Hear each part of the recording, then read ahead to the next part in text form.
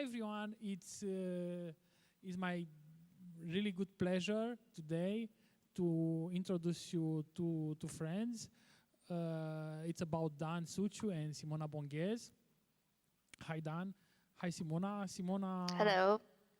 If you can switch. Just to say, okay, so now you can see also Simona. So today's presentation will be interesting. I was really curious about it when I saw the title, and it will be an interesting one because it's a joint, it's a remote and physical one. So we'll see how this goes. Hope everything is fine, and also will require you as an audience to do some stuff at some point, as I know. So yeah, I think that's all. Good luck, Dan, Simona, and thank you. Okay, so dear audience, it's a pleasure to be today with you. And what we would like to do is to take you to a discovery journey. Your guide, as Ovidiu, our friend, mentioned, Dan Suciu, and myself, we are both project management practitioners. We are working in agile environments. We do have extensive experience in both the predictive and adaptive project management approaches. We teach and coach project and team leaders in both waterfall and agile worlds, preaching only what we practice. And our objective today is to take you to a discovery journey. We will meet some mental traps or cognitive biases, if you want. We will try to understand how they work and how they affect our decisions. The result, improve our decision-making process, not only by trying to avoid the possible negative consequences, but also by taking advantage of them. And with no further introductions, let me challenge you. And in order to challenge you, we need you to connect to a different platform. So what we require is you to go to menti.com and to register with the code that should be now visible on the screen. Yes, it is. The code is 7314710. And we will switch now between two of us. So you will sometimes hear Dan, and sometimes you will hear myself. So our first challenge to you, Dan, can we see on the screen something? For me, it's quite difficult to see. So Yep, I just trying to see how many of the participants already connected to menti.com. Great. So we already have 14, 15, and Okay. the number May I is get a increasing. kitten, please? No kitten, just hearts and likes.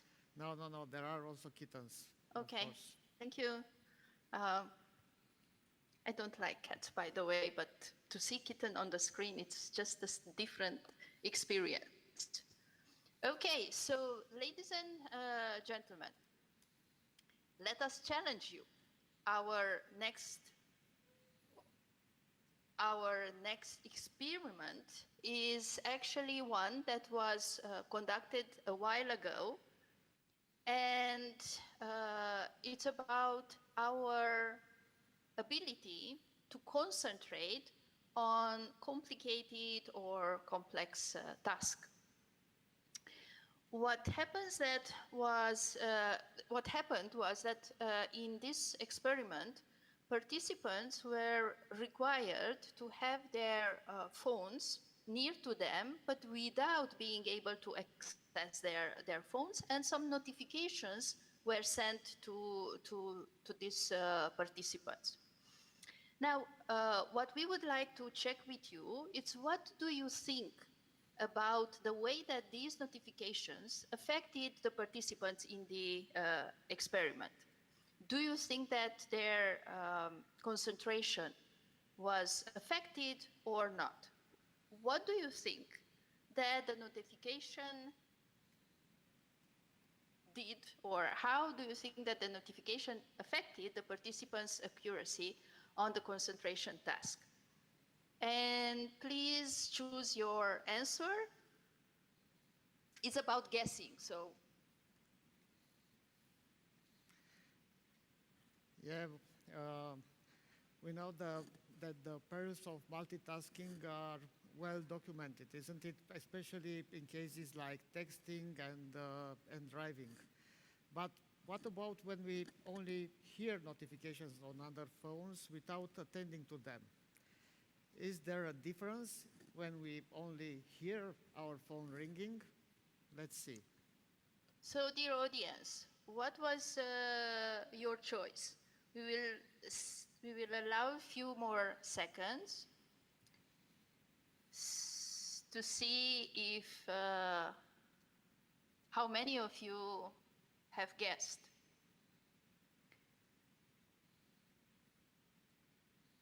And yeah, we'll stop now. Okay. And it seems clearly that that you guessed. We have more errors when interrupted, even though there are no interactions with the phones. So our brain, by simply becoming aware that something happens around us, it loses its concentrations and the level of performance drops. What would be the takeaway for our practitioners' life? Dan? So, you know, when working on a complex task, we better remove all the distractors. We should close our phones or disable the notifications on our laptops. You know, those kind of notifications like you've got a new email, or there is a new series posted on Netflix, or there is a new tutorial uploaded on YouTube. We know all of them. Well, during these times when most of us work from home, the number of or the sources, there are more and more sources for interruption, isn't it? So that's why many companies recommend to have an isolated, separate place dedicated to working if it is possible. The theme of today's conference is science fiction. So we were thinking, what would be if in the future we have a communication chip implanted in our brain? While such a communication chip will be very effective in sending direct messages to our brain, it has to have a shutdown button in order to let us to concentrate to our task, to let us to focus on the task we are doing. Well, this was only the first example, the warm-up. We all think that we totally control our brain, that we make decisions objectively and rationally. But the fact is that we all carry biases. And all these biases affect or influence the choices we make. Simona, actually, how many biases could exist? Well, you will be surprised. And as you can see in our slide, this is the Cognitive Bias Codex, where you can find listed 180 plus biases. And this list is from 2016. So I'm sure that in the last 3 or so years, the world prolific researchers added some new ones on this list. Now, of course, that we don't want to show or to discuss all the 100, almost 200 plus biases. We will focus only on few of them. Yeah, we will focus on 7 of these cognitive biases indeed.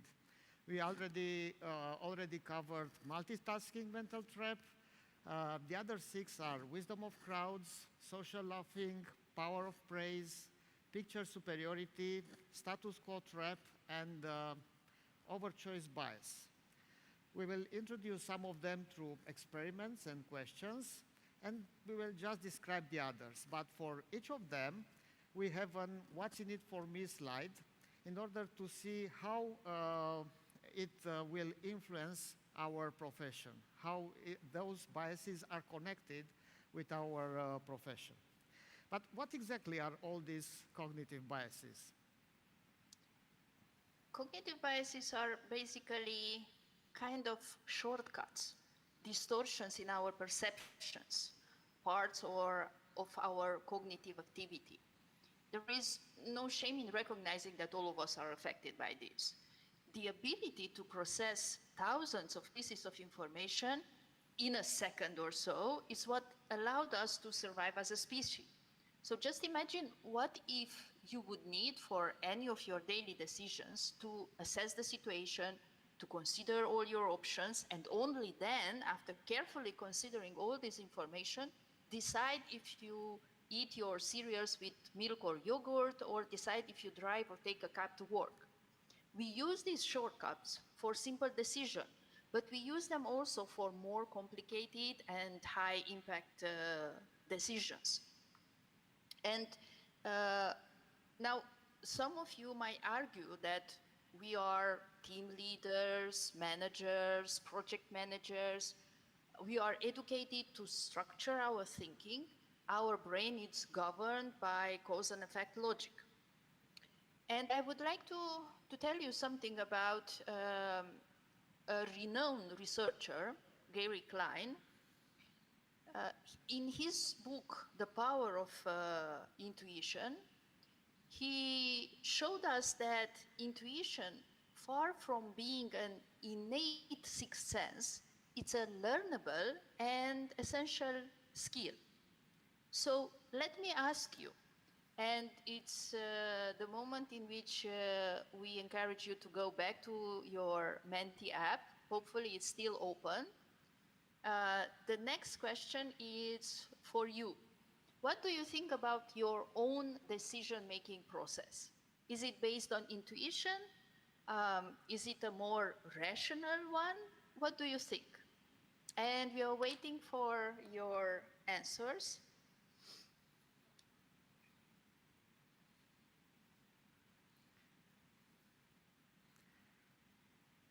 I'm looking to the screen.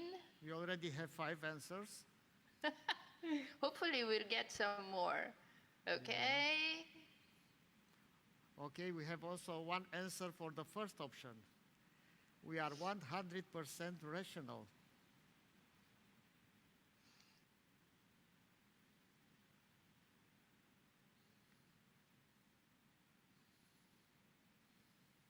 Well, thank you all of you for contributing. It seems that most of our audience, Dan, can you help me? Yes. 27 answers are for, well, sometimes it is indeed. So.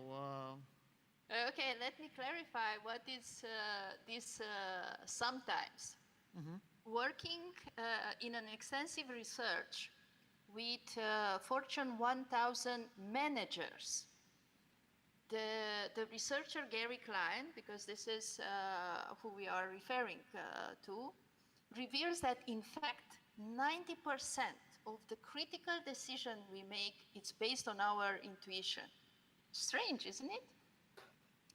Based on the interviews with these senior executives who make important judgment, usually very fastly, as we're working with firefighters, emergency medical staff, soldiers, and others who often face decision with immediate life and death implication, Klein demonstrates in his research that the expertise to recognize patterns and other cues that enable us intuitively to make right decision, it's a natural extension of experience. Now, what is also interesting is that it seems that our brain works very much as the firefighter's brain. It's a kind of rational, iterative model. We pick up cues and indicators, we recognize patterns, and then we choose a single course of action, like following a script. Then we run the action script through a mental simulation, and if the case, we alter the script. So just think about it. Yes, for us, it is important to rely on intuition. But it's also true that throughout our life, we gather more and more experience. And therefore, in the end, our decision-making process will be based not only on intuition, but on an educated intuition. Yes. Yes, that's true. Educated intuition is the rapid recall of actions from of thoughts, rapid recall of actions and thoughts from direct experience we have in similar situations. But let's see an example when individual intuition doesn't work so well. So we move to the other cognitive bias, because in 2004, in his book, The Wisdom of Crowds, James Surowiecki explored a lot of cases where the collective wisdom of a group exceeds even the smartest individual member. Surowiecki's book opens with a story from 1906 when Sir Francis Galton, a very well-known statistician, observed a competition to guess the weight of an ox at a country fair. Actually, 800 people participated in that competition, each of them trying to guess the weight, trying to estimate the weight of the ox. Now, Francis Galton was surprised to observe that the average guess, which was 1,197 pounds, was extremely close to the actual weight of the ox, which was 1,198 pounds. Isn't it interesting? The same wisdom of crowds manifests itself in our professional life. But of course, that instead of estimating the size of an ox, we have to estimate time, we have to estimate effort or budgets. Very often, taking into account all opinions of our team members, you obtain a more accurate perspective of a project topic. I think that one mistake a leader could do is to make important decisions by themselves without consulting the team members about it, no matter if he or she follows a predictive or an adaptive approach. This is why we heavily rely on working and estimating in teams. For instance, planning poker, which might sound childish for some people, relies on this concept, isn't it? Poker planning is a consensus-based, gamified technique to estimate development goals in software development. I think that we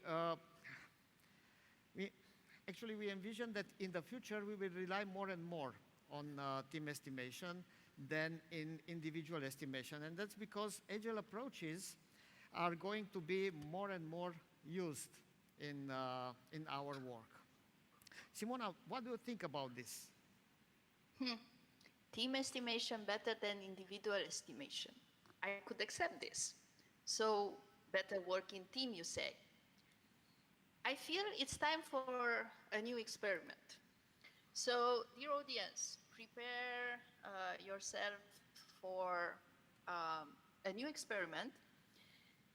This time we imagine that we are students asked to pull on a rope, sometimes individually and sometimes in a group of 6. Now, assuming that these naughty researchers measured the pulling intensity, what do you think about the effort participants put into when pulled the rope in teams of 6? And our question for you is to consider this experiment and guess what do you think it happened when the participants pulled individually compared when they when the participants pulled in teams of 6 compared to the situation when they pulled as individuals. Do you think that in a group the intensity of their effort was higher or lower? And we are waiting for some of the answers. We leave you a few seconds just to let you choose one of the options. And any similarity with the reality working in our teams is not, I repeat, it's not pure coincidental. What do you say? I'm looking to the screen. Yes, we already have almost 30 answers. Most of them says that it will be 11% less, but we have also other answers which have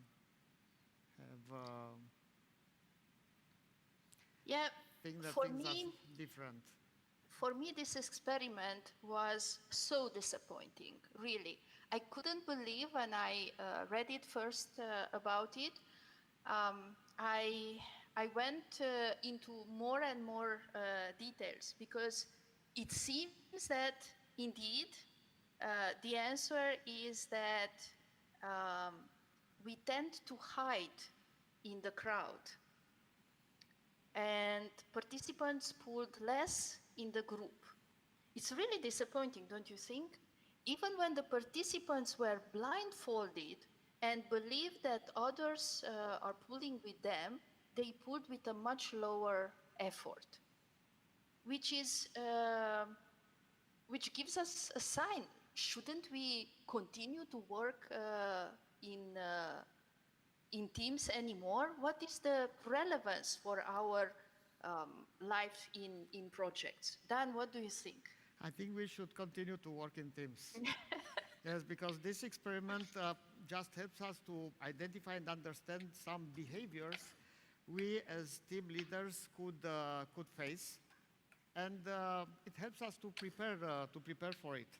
It is very important for us as leaders to create a culture of trust within our team, because trust is essential for an effective team, and it provides a sense of safety. And when the team members feel safe with each other, they are more confident, they are more productive, and at the same time, they will feel more comfortable to take appropriate risks. There are many bricks to build trust.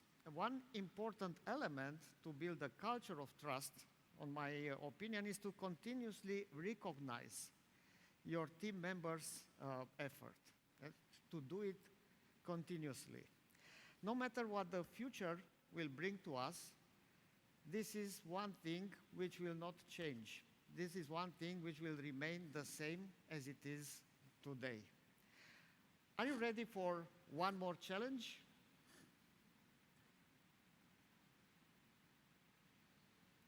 Simona, let's see. Yes, let me tell you more about this one. In this experiment, participants played a guessing game with a computer. They were two groups.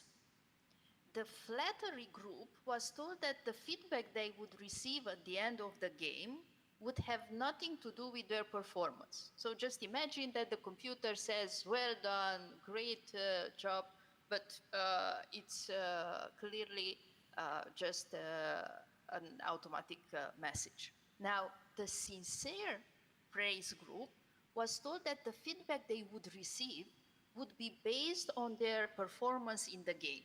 So it's the true situation. And now the experiment that we propose to you, it's to guess what do you think that was the difference between the two groups. Assuming that on a scale from 1 to 10, the sincere praise group said that they enjoyed the game and the average enjoyment rating was 6.8. What do you think that was the average enjoyment rating for the flattery group? So the ones that received the feedback having nothing to do with their performance. And we have the application Menti running right now. So what do you think that was the average enjoyment rating of the flattery group? I remind you that for the sincere praise group, the average enjoyment rating was 6.8. So was it less? Was it more? I'm thinking right now that, those laugh tracks from sitcoms, they make us being more amused, even if we know that those laughs are fake laughs. Could it be a connection with this experiment? Don't influence the audience, Dan. Okay, sorry.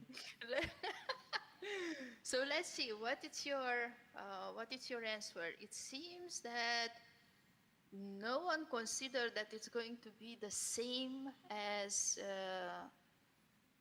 the same for the two groups. Okay, and let us reveal the answer. Oh my God, no one guessed. What are you doing?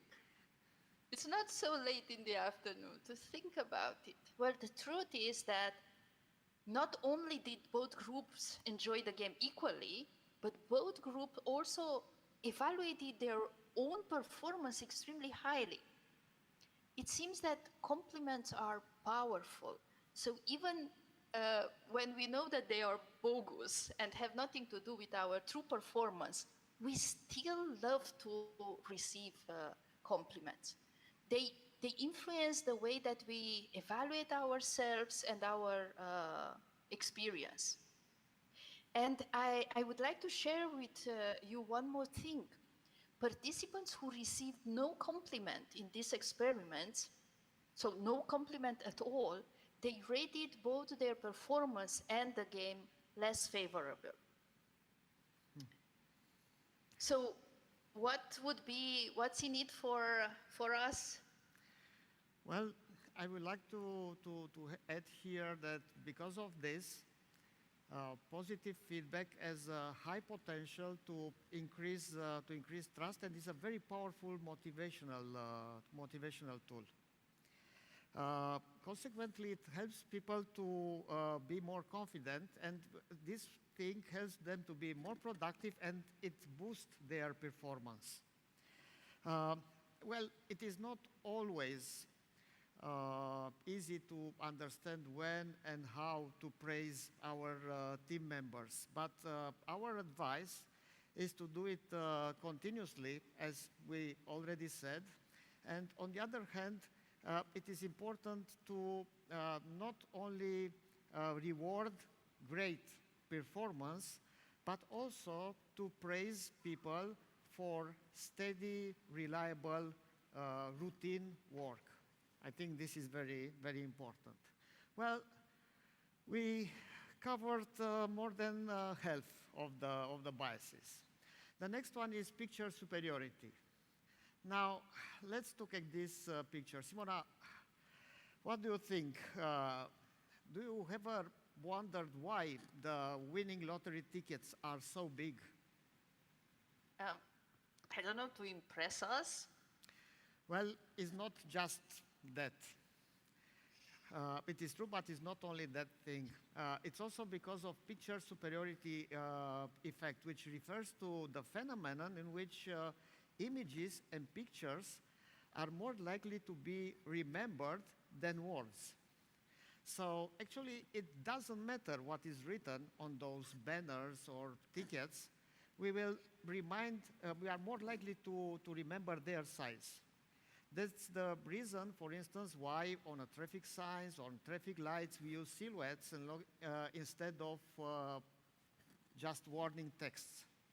So a picture worth 1,000 words, indeed.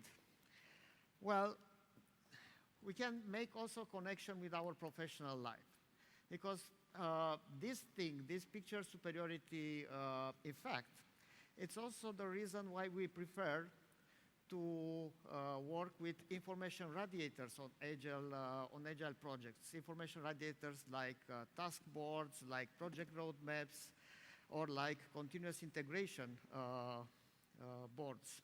And also, this is the reason why we love to use colors in our status reports.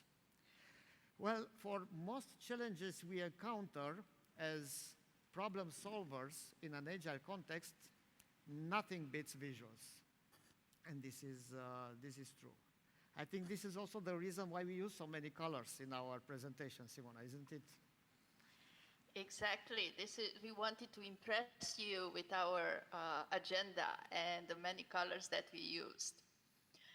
I think that we should move forward.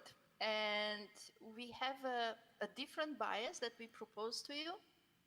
Status quo, it's a Latin phrase, meaning the existing state of affairs. It generally applies to maintaining or changing existing structure and values. Decision makers display, for example, a strong bias toward alternatives that perpetuate the status quo. On a broad scale, we can see this tendency whenever a radically new product is introduced. The first electronic newspaper appearing on the World Wide Web looked very much like their print precursors. The first automobiles, if you remember, called horseless carriages, looked very much like the buggies they replaced. Now, in the picture here, it's a horse carriage. And what I would like you to propose is to guess, how do you think that the steam engine, which was invented afterwards, changed the carriage that replaced? So it was transformed into, what do you think? Let me show you the next picture. Exactly, into a train, of course. Now please take a look at this picture. This is how the very first train looked like. So can you see people are still outside? They actually moved inside only because after the first few rides, they were covered by smoke and ash. So why this tendency of perpetuating the status quo? Why do we resist to the change? Is there an explanation related to our brain? Well, yes, it is. For the average adult in a resting state, the brain consumes about 20% of the body's energy. And there is a research study conducted by Claude Messier, who is a psychology professor at the University of Ottawa. And they have made the fascinating observation that when we do something completely novel, a broad range of brain areas become instantly active and they consume considerable energy. As we become more skilled at the task, however, our brain becomes more focused and therefore we require only the essential brain regions, and the need for the energy is increasingly less in order to perform that task. It is therefore extremely human to choose the less energy consuming task, either something that you know very well or maybe nothing. So what is the relevance for our professional life? When we need to convince our sponsors, top management, our client representative to decide for a change. Never present them only one option. As when they start the decision-making process, the brain will see the presented option, new thing, high energy consumption, and the alternative, which is preserving the status quo, no energy required. So what do you think? High energy consumptions, no energy required, this is the one. So to fight this natural tendency, you will present always two options, change using solution A or change using solution B. Both need the same energy consumption. And then the brain will start to compare those two options, forgetting hopefully, about the do-nothing alternative. So it seems that it is always a good idea to come with two options. But what happens when we have more options? And let's see another challenge. And let me describe it for you. So experimenters measured the initial attraction of customers at a tasting booth and the purchasing behavior that followed. What they did in these experiments, limited and extended selections of flavored jams were displayed, and each customer received a discount, a coupon for a discount on those jams. Now, the question is, what percentage of customers in the limited choice scenario and what percentage of customers in the extensive choice scenario purchased a jar of jam? And here are the options. Again, this is for the last time. We ask you to use your phones and to choose the correct answer. What you think is the correct answer. Simona, what do you think? Well, I do not want to give hints to the audience, but maybe just one. Just imagine that you are going in, I don't know, in a shop, and you yourself need to choose a product, and you have a wide selection, which is nice. We always want to have many possible options. So what would you do? What do you think? Oh my God, everyone is answering. Yep, I see that only one card. Okay, now we have different alternatives as well. Yes, but just a few of those answers. So this is the reverse of the previous challenge. Most of the answers are correct answers. Because let's see what actually happened. Yeah, that was the correct answer.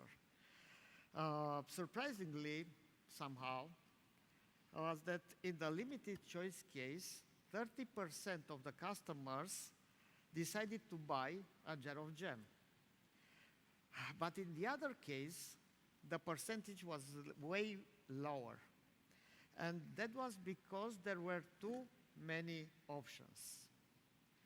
Overchoice or choice overload is a cognitive bias in which people have a difficult time to choose or to make a decision when faced with many options. This term, this concept, was first described by Alvin Toffler in his book Future Shock from 1970. Does this happen to you, Simona? Well, yeah. And I would like also to give you, to share with you one of my experiences. The truth is that in our projects, when facing a complex situation that needs a decision from our stakeholders, we tend to present them all possible options, don't we? We want to help them to make the right decision, so we offer them all the available information. And in fact, despite the apparent opportunities presented by a lot of options, the need to choose creates a paralyzing paradox. We love having these choices, but when we're actually faced with having to choose from among those countless options, the whole process can be stopped due to the high level of energy consumptions. We want to be sure that we make the right decision, and therefore we want to analyze everything, and this takes time and effort. So what do? Sometimes we postpone endlessly, or we continue to ask for more information as this buys some more time for us. And I would like to, as I told you, that I would like to share one of my experiences. After the lockdown started, of course that we had to move all our activity in online, and we are a training and HR coaching company. So the services needed to move instantly online, and therefore we started to search for the platform. And I assume that all of you went through the same research. Google Meet, Teams, Zooms, Blue Jeans, whatever else. And at that time, I remember that I was so overwhelmed with all the information, the reviews, the very high option of platforms, that I said that this is it, okay, I don't want to know any more information about this.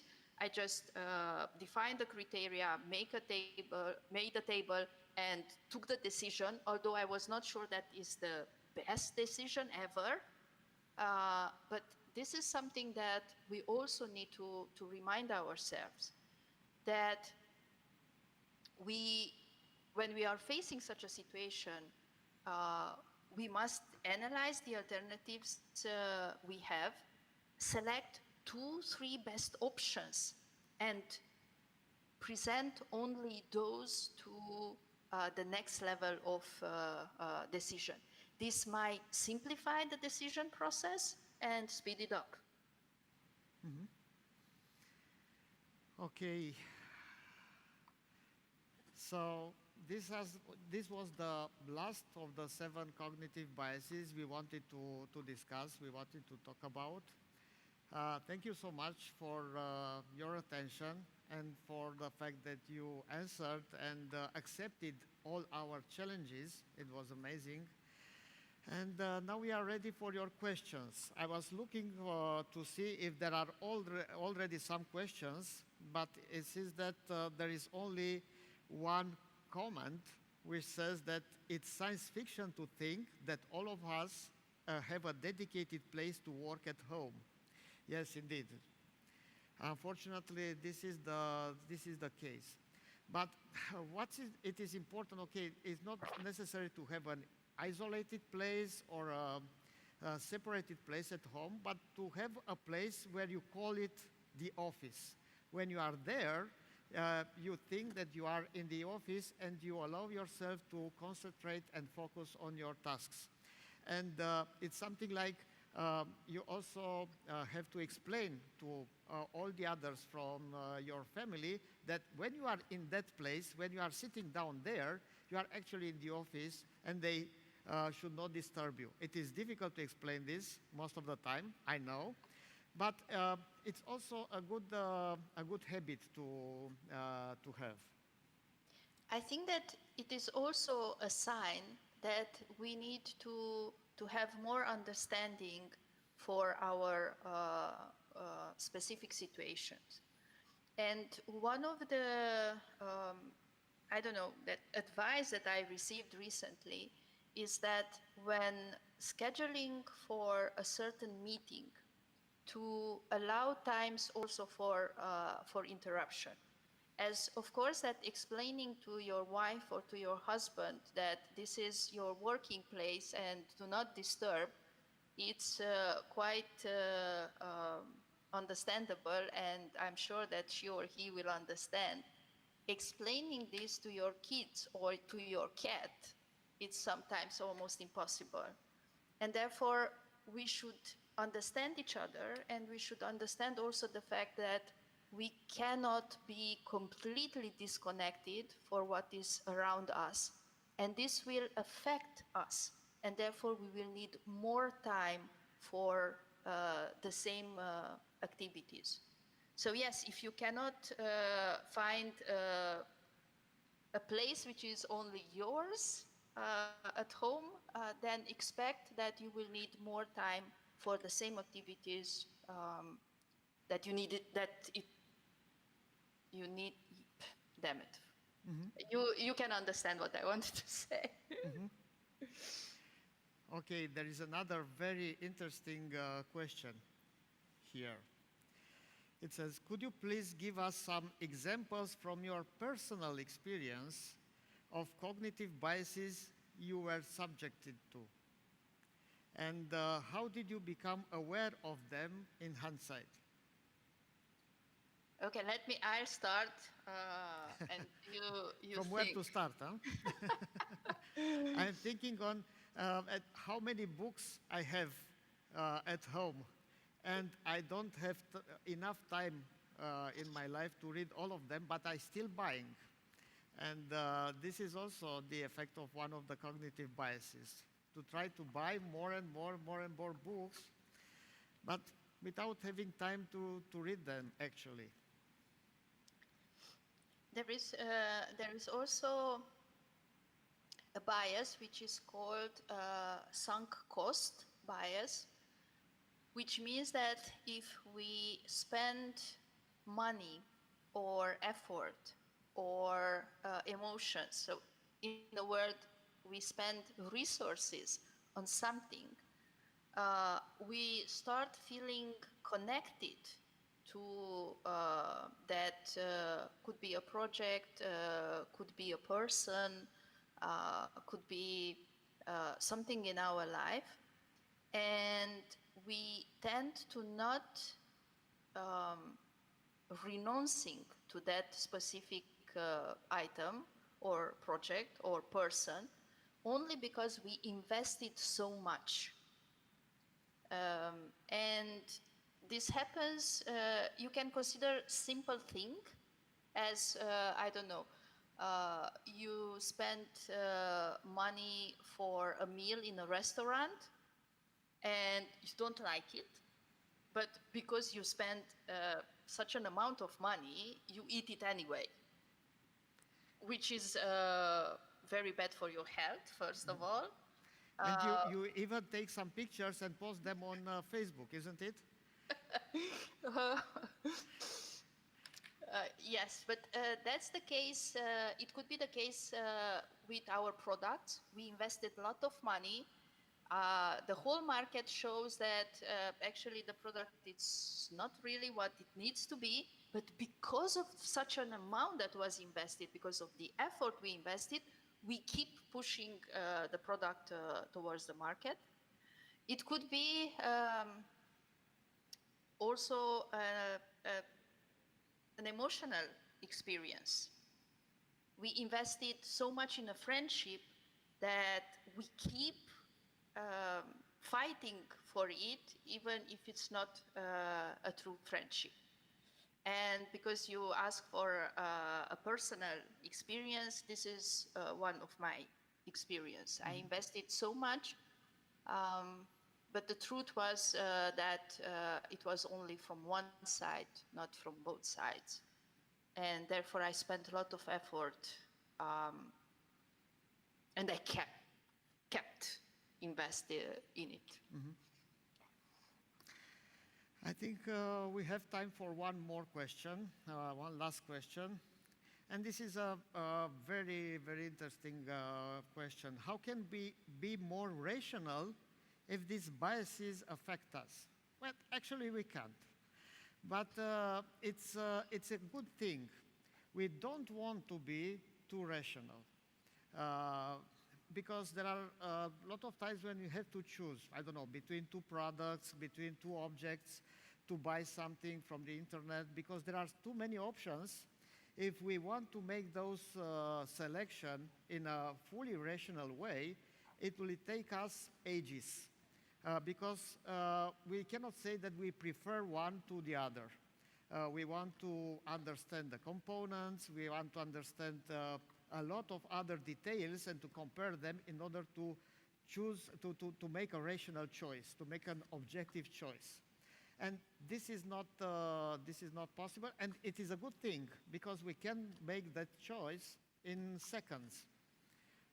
It doesn't need to take us too much time. Simona, what do you think? Which is your? I think that only by being aware of the fact that these biases exist, it's already a huge gain for our lives and for our decisions. And there is, I think, one more thing that I would like to tell, which is related to the fact that sometimes a fast decision it's better than a decision which is maybe I don't know more Perfect. thought decision, but it takes longer time to decide. And it's extremely easy to say that, I don't know, last year I made a wrong decision, when today I have all the information available. It might happen that at that time, with the limited information, the decision I made was the best and the most appropriate decision at that time. Okay, please next slide. Okay, thank you. Thank you so much. So we hope that you enjoyed our presentation. Please connect with us on LinkedIn or send us emails if you have more questions.